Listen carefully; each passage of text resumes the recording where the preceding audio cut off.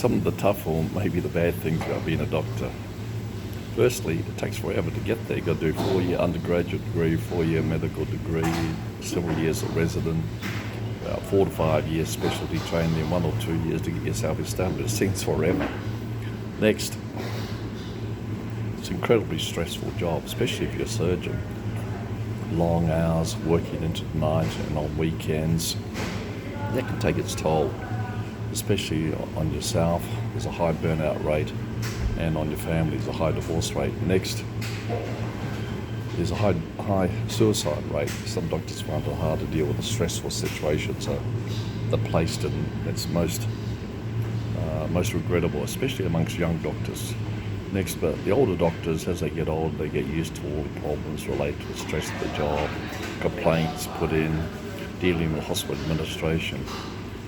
The next thing is, you probably don't live as long as the ordinary person with the same health status or age, related to all the stress that you're subjected to.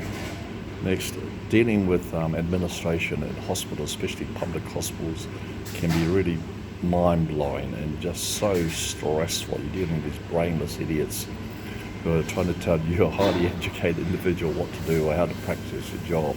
Those people come and go, but your job is forever, so it's very frustrating dealing with them. Next, dealing with insurance companies can be very difficult. You have a very junior person tell you whether in fact you can do an operation. How can they tell you when you've been working for so long? The next thing is, surgeons actually have a sort of shortened life in many ways. By the time they get to 60, 65, there's a lot of pressure on them to retire or quit.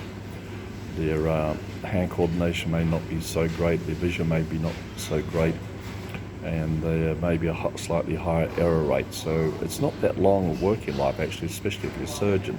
It is longer if you're a radiologist or dermatologist.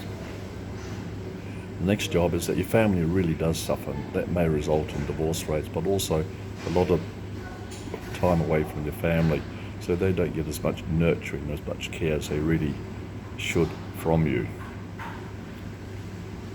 So they're all the downfalls. So one other thing that a lot of young doctors don't realise is that you lose a lot of your freedoms, individual freedoms and privacy.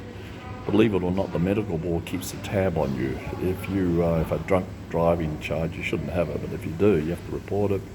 Any sort of criminal act, no matter how minor it is, has to be reported to the medical board.